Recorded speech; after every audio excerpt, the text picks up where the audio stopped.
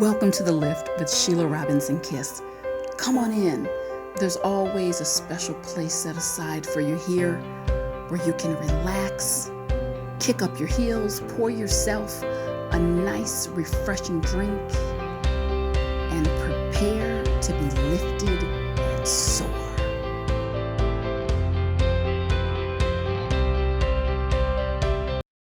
Hello, everybody. Welcome back to The Lift with your Auntie Sheila. We've got it all here: mental health, movement, motivation, and the best relationship advice around. If you're loving what I'm doing, please don't forget to subscribe and share the news of the channel with your friends and family. I mean, honestly, this answering questions for you all, supporting you. I've said it before, I'll say it again, one of the best parts of my life. So I appreciate the notes that you send through. Although I can't get to them all, I try to answer as many as I possibly can. And I want to dive in today to support Elaine. And she was the inspiration for this video message. And today our message is titled Selfish and Manipulative People: Why They Choose Not to Change. Okay, so we're going to do this like we always do it. We're just going to tackle it head on. But first, just like we do when we're taking one of our walks, I want you to just get yourself centered and go ahead and make a wish. Make a wish on your life. What do you want? What are you trying to manifest? And just focus in on that. And we like to pull in everyone's collective energy, because I'm just a firm believer in good energy, prayer, wishes, dreams, hopes to come true every single day. So take a moment for your wish. All right, I made mine, and I hope you did the same. Let's dive into Elaine's letter. Dear Sheila, I have exited my relationship. It's the most painful thing I've ever done. This man will not grow and change. He has acknowledged that he manipulates me and has been selfish over the years, yet is content to sit and watch me walk away. Here's one for you to tackle, Sheila. Why? I don't get it. Why? Why throw it away? Why not even try? Elaine. Elaine, you know what? You're going to get the Smart Cookie Award for today. You are today's Smart Cookie, because that's a beautiful question, and I have answers for you. And guess what? I'm not afraid, everyone. I'm not afraid to tackle these hard topics about mental health, life, relationships. This is not a hobby for me. This is all I do. My life is dedicated to lifting up your life with mental health messages. I've been a mental health educator, practitioner, mental health provider for this is year number 29. I'm older than I look, trust me. So I'm going to tackle this. And let me start by saying a couple things. There are things in life that you could get them at any time. I've worked with teenagers, like people who are 13 and 14, like they've got this down. And then I've worked with people in their 60s or 70s. They don't quite have this down. But as soon as you get this part, I'm going to share some fundamental information for you. And then I'm going to go over the 3 reasons why people who are selfish, manipulative, and these are character flaws, why they just, some of them refuse to change. Even like in the face of like, we've got evidence here, you ding, ding, ding, you got a problem. They may know it sometimes too, but won't change. So here it is, the foundation of the message. So I recently wrote a book. It's going to be released next week. Don't worry, I'm going to post it here on YouTube too. Some very nice content. And in this book, I talk about life at all times. I want you to imagine that you are standing in front of a staircase, okay? And you have a set of stairs that goes down, and then you have another set of stairs on the right, and that set of stairs goes up. The landing that you're standing on represents choice and character. Choice and character. Now you have some folks who are going to immediately start walking downward. Now, as you go down, what you're going to notice, it's very easy. There's no resistance. This is kind of interesting. I'm just walking on down the stairs, but the further you walk, the colder it gets, the darker it gets. And you keep taking this walk further and further into the deep, and then it becomes disorienting. You don't know who's around you. It's chilly. Sometimes you're frightened, but it's like, oh, but it's easy. And then all of a sudden you feel like you're sliding, no longer walking, you're sliding. That's what that walk is. That's what that downward dark walk does. That's how your character gets compromised. It's character next to choice, okay? And then on the right-hand side, you have this staircase, it's going upward.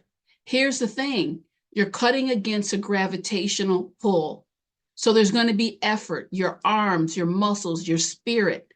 You're going to have some effort as you go up the stairs. But here's the thing, as you go up those stairs, it's a different walk.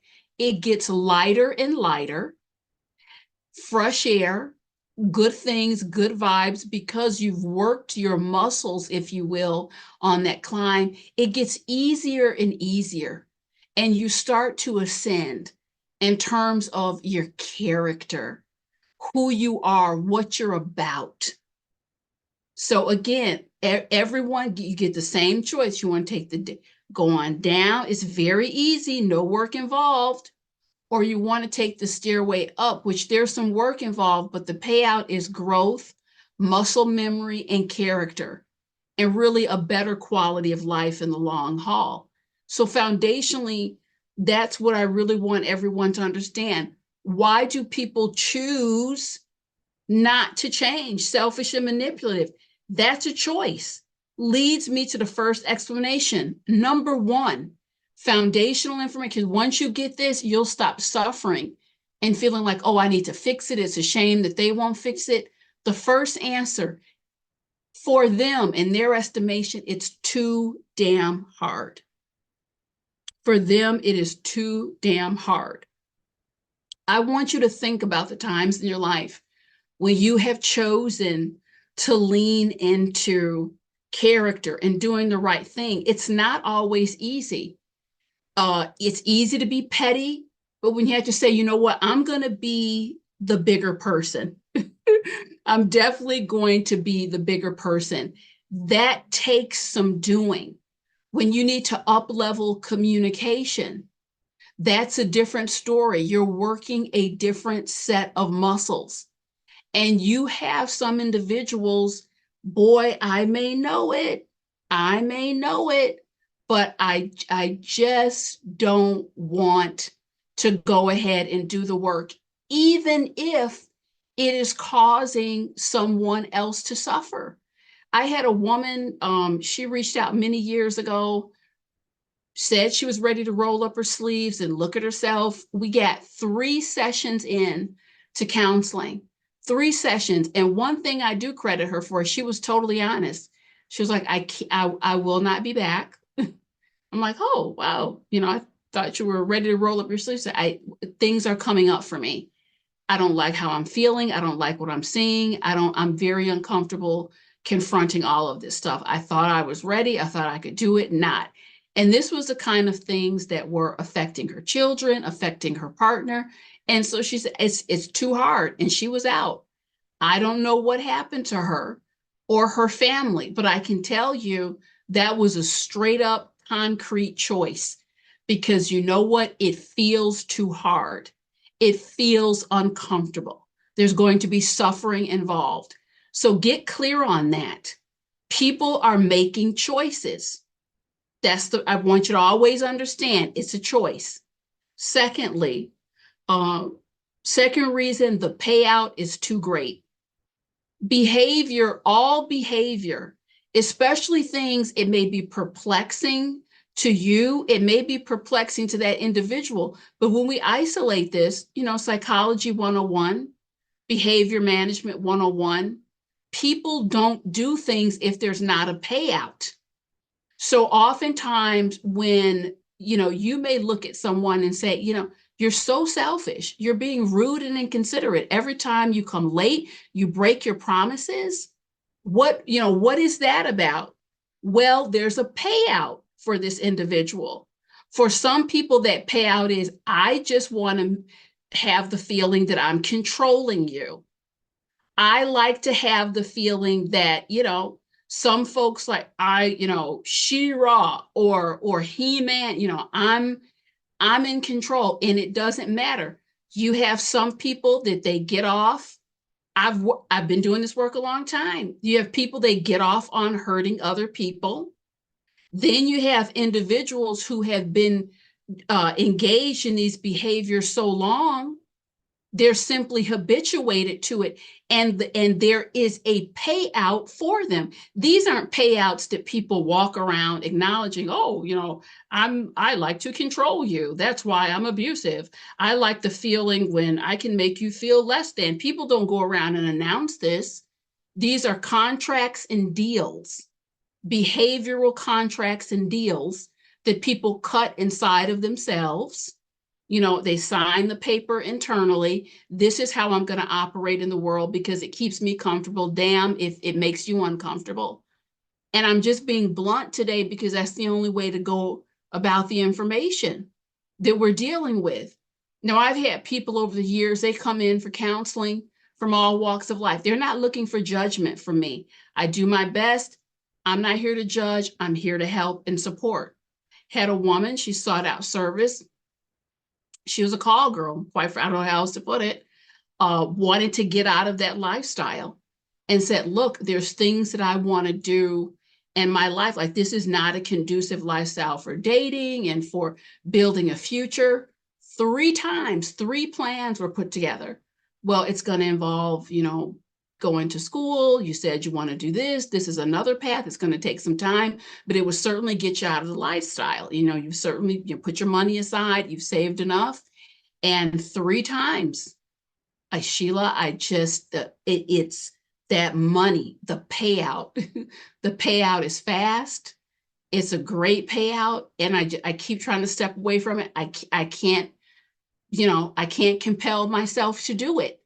So it was a choice combined with the payout being too great. Again, I can't say, what happens in some of these people's lives, what they go on to do. I'm just telling you some of the human condition and struggle that I've seen. But all of it is tied to choice and what is the level of payout. Because you have people, I've worked with individuals who've pulled themselves out of very tough situations, and they all turn to me and say the same thing. What made the difference for you? It's not worth it. It's not worth what I have to sacrifice. It's not worth how I have to feel.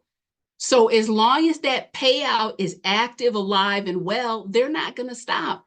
When things get painful, they stop. That's why I encourage. I can't force anyone to do anything. You all know that I'm a lover of relationships, elevation, redemption. I love that stuff, but I want you to think twice if you're walking next to someone who is selfish, manipulative, and you're walking next to them, and you walking side by side with them is a form of empowerment.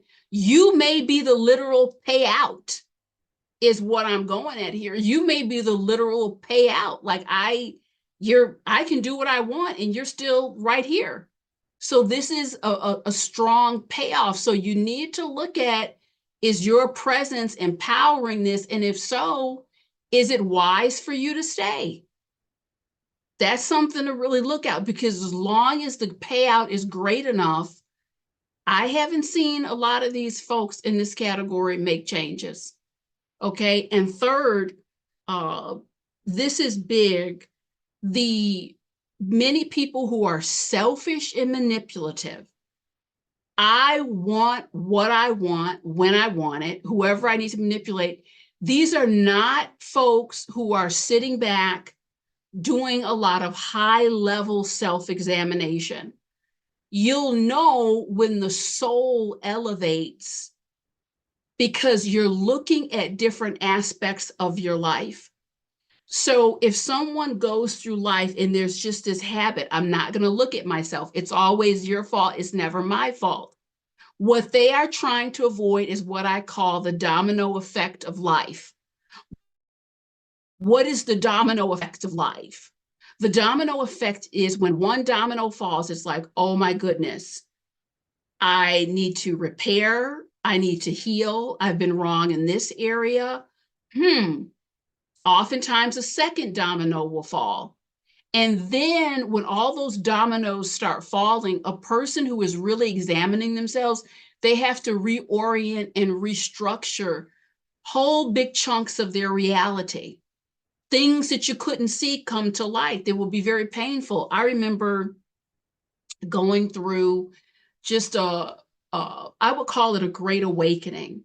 And there were things in my life coming of age I couldn't see. It just, that's what evolution is. I once was blind, and now I can see. My eyes started to come open. I was examining myself, looking at myself carefully, my surroundings, my impact. Who am I in this world? Where am I flawed? What do I need to fix? What do I need to celebrate? What have you? And the first thing I had to craving and a desire, I had to come into correction and wholeness with some people. And I reached out, even though I experienced rejection inside of that. Some of them were lovely. Others were, they gave me their butt to kiss, like goodbye, whatever. I don't want to hear it. That's okay. That's okay. But it was a level of accountability, clean up. When we start to self-examine, that's where you're walking up that staircase on the right, you're going up. It's a spiritual, emotional, physical clean up. So that's another reason. And sometimes that cleanup can be messy and difficult. And so you have people, it's just easier for them. I can manipulate, I can lie to myself because they're so insulated. It's a constant conversation with a party of one. So that does not lend itself to any levels of higher accountability for other people. And this is why people who are selfish and manipulative, they gaslight like it's nobody's business. They can turn it around. I'm just not going to accept reality. I'm going to turn this to flip my reality. And the most heartbreaking part, and I'm talking to all of you who entertain these selfish manipulators, if please turn up the volume for the program.